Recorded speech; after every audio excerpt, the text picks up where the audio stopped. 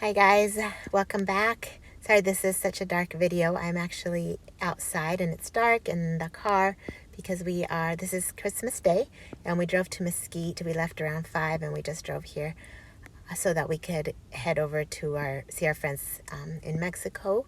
In the morning, we wanted to get there early enough to be able to celebrate one of the kids' birthdays with him. And so before we went, I wanted to make sure I shared a couple of things that I wrote about in the blog, but I haven't shared on video or on the podcast. And I thought I better, because I know a lot of people don't read the blog. And when I reference these stories, I don't want it to be confusing. I did reference them on the last video. So on the drive here, I was listening to just some of my favorite songs, some beautiful music, and just kind of remembering a lot of the why about what we're doing. It can be really easy to forget.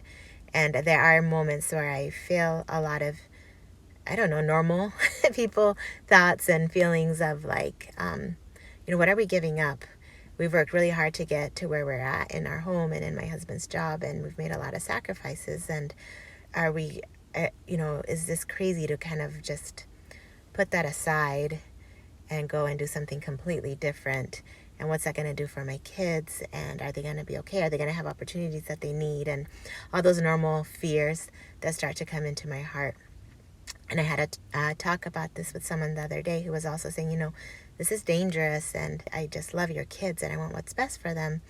And I worry about the things that you're doing. And I get that, and I worry too. And sometimes I have those moments where I'm afraid. And so I shared with them this experience that I shared on my blog, and I wanted to share with you guys. We have a really good friend who we're not going to see on this trip because he ran away from the orphanage, and we just love him dearly. He feels like part of our family. When we were there over the summer, this young man was really interested in learning how to pray. And I took him aside and I showed him how to pray, and we prayed together for some of the things that he wished for. And he was constantly asking me how he could help me. If he saw me trying to juggle several kids up a hill, he would come and take them for me and help them out, carry my drink. He was constantly seeing how he could help. And he was a really hard worker and had such a sweet, good heart. And he ran away recently. And as I was looking at the place where he is, it's kind of a holding place in Mexico. Instead of having foster homes, they have orphanages. And so a lot of the kids in orphanages actually have parents, but their parents are addicted or have abuse issues or neglect. And so they put them in these orphanages. And before they head to the orphanage, they have them in this kind of holding center.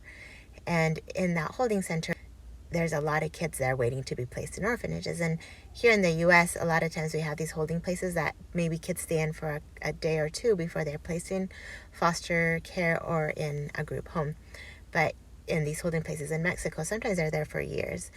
And I wondered what it was like to live there. I was trying to find information about it because I care so much about this kid, and I kind of wanted to know where he's at and what it's like. And I found this news story about this particular place where he happens to be.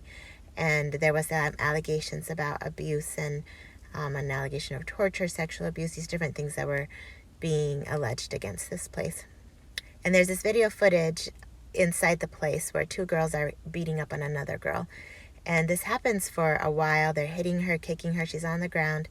And there's these caretakers, adults, that are walking around, seeing the situation and walking away, or saying a few things and then walking away and not doing anything. And so as you're watching this scene, like everything, your heart's like, somebody do something.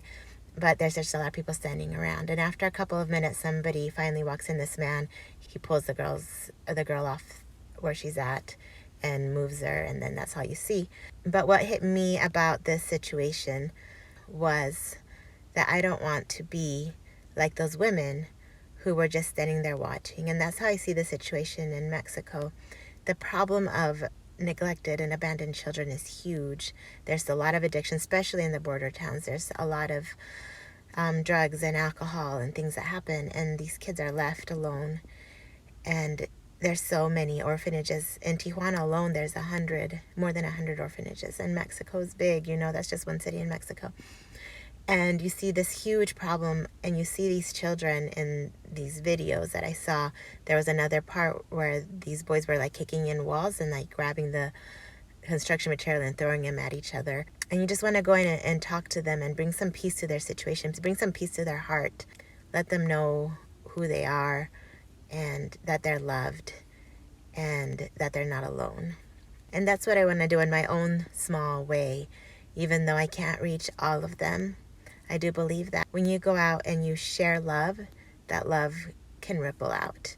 And you never know the effect that it can have. And that's just what my heart desires so badly, is to just share God's love with these kids.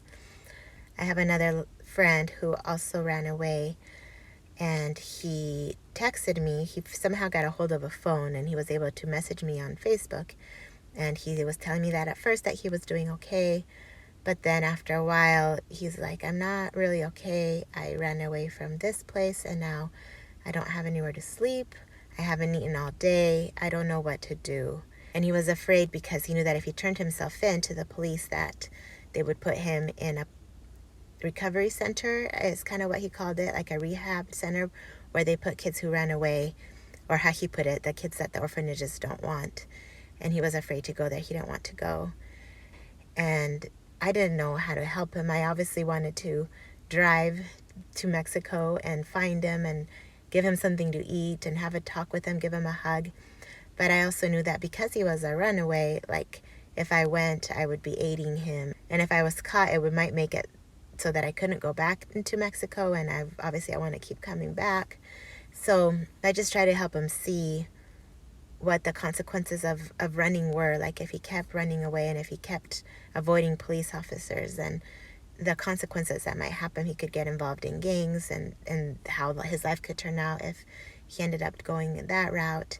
How important it was to just face the consequences of his actions square on, try to make the best of them, and then move forward in a good way. That's how you build your character. And we had this talk actually when I was there in the summer. We had a situation happen where he regretted having done something, and he wasn't sure what to do at that point. And I said the same thing to him. I said, hey, sometimes when we do something that we regret, the best thing to do is to face it head on, to say we're sorry. And as we continue to do that, we will become the kind of people who can be out of those situations and who can make a difference for good in the world. It builds our character when we can face life that way. And I reminded him of those words, and he said, okay, I'm going to turn myself in. There's police officers around right now. I'm just going to go. And the next thing I heard was from somebody else who had said that he was being questioned by the police. He had turned himself in. And when I heard this, that he was being questioned by the police, I just cried. I cried for him. I wish that there was a better option somewhere we could go, because what he was really looking for was to be loved. I noticed that, again, over the summer. He was another one that just felt the Spirit so easily. We would show videos from like our church's YouTube channel, and I would ask if anyone had any thoughts. He would raise his hand and he would talk about how it helped him feel and how he felt so much peace and so much love as he watched these things. Also, there was a time when the missionaries came to the orphanage and they sung the song A Child's Prayer after helping us clean up, and he asked if we could memorize that song as a group, and so we worked on it and memorized it for him. And he just had such a sweet, good heart, and he just wanted to be loved. He asked me if he could pretend I was his mom. He just had this need of feeling like he belonged and a part of something. So knowing that he was in this place where he wasn't likely going to get that love that he was seeking so badly just hurt my heart so much. And I prayed that maybe there would be some mentor or someone there that would give him that love, that would help him feel God's love for him and remind him that he's not alone. And so through these experiences, I want to, again, start feeling kind of anxious about building this home in Mexico. I want to go find these two boys and bring them to my home. And I want to find others like them who just want to know that they're loved and don't know where to find that. And I want to point them to God so they can always have access to that great love that he has for them, and to do things that will remind them and to help them see who they really are. And it's been tricky because our house isn't selling, and it starts to feel like, why is this taking so long? I thought, this should be easier. Obviously, it's a good thing. Why isn't God making it happen? Which is silly to say. It hasn't been on the market that long. I'm just getting impatient. And there's been so many good people that are stepping up. And I think that's part of it, is that it's not supposed to be just our work. It's so beautiful to see people coming together to help these kids have a home and a place where they can be safe and get the education that will help them see who they are and want to reach their potential and do good in this world with those gifts and talents that they each have so abundantly. So one night after these boys had left, I was laying in bed and I was crying into my pillow and wondering if I could really do this. It was just hurting so much to love these kids so much and then to have them leave and not sure if I'd see them again. And as a mom of 8 of my own kids, I wondered if this was taking up too much of my energy and if it was wrong to care so much when there was so little I could do. And I got a text from and he aged out of the system, and he wants to come help us when we build our home. He says he wants to come and help in any way he can. He's really sweet. And he asked how I was doing, and I just turned the conversation over to him. I asked him how he was doing. Then I think he perceived that things were maybe not okay because I hadn't answered his question, and he said, "Don't worry, things are going to work out. You'll see, because God is on our side." As you can imagine, those words just brought on another flood of tears. But I was so grateful that he would say just the right thing that I needed to hear at that moment. I thanked him for his beautiful words and let him know how much they meant to me. And I finished my prayer that I had been praying as I was crying, and I thanked God for those encouraging words, and then put on my earpods to listen to a podcast as I try to go to sleep to kind of help my mind calm down. And it was the Unshaken podcast by Jared Halverston, and he was talking about the book of Malachi and giving our best gifts and giving our best sacrifices and how God doesn't want our leftovers. And he said something as I was starting to doze off. I don't have it word for word, but he said, "We have a work to do. We cannot rob God of our time. We cannot rob God of our talents or the abundant gifts and blessings he's given us. We need to offer them back in return, outward to one another, to the widows, to the orphans, to the poor and strangers among us." And I kind of woke up when he said that, and I rewound it and listened to it again. And again, it was just a neat little "I love you" from Heavenly Father, letting me know that no, it's not wrong to love them. It's not wrong to be trying to do something. And maybe my timing isn't exactly his, but that things are going to work out, that our intentions are good. And I think the only reason that I feel like we can move forward, it's not because I think that I can do it, but it's because of who he is. He is a good father. I'm over here just floundering half the time. I don't know what I'm doing, but I am trying. And I know as a mother, when I see my kids trying, that I want to help them and I want to see them succeed. And I know that that's the kind of father he is, that as I sit here and flounder around and try to figure things out, that he loves me. I'm his little girl, and that he's going to help me with these righteous desires in my heart because they are his children too. And he also wants them to feel loved. I know I can trust him. So it's going to have to work out because of who he is. And that is what gives me peace and what helps me keep going, just knowing his character and the kind of father he is. So I guess that's my Christmas message today, is how good God is and how much he loves us and how much he wants to help us and how much he loves each of his children.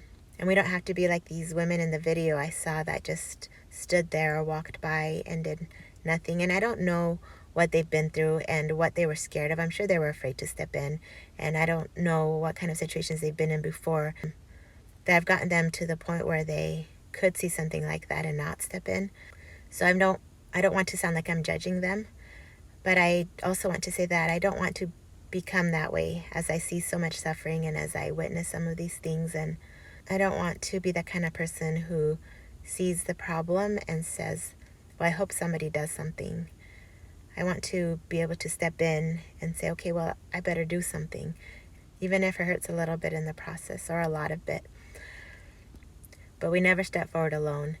God is always with us, and he's going to give us his strength and his grace and his love so that we can do these things that feel so big, one little action at a time, one little act of love at a time.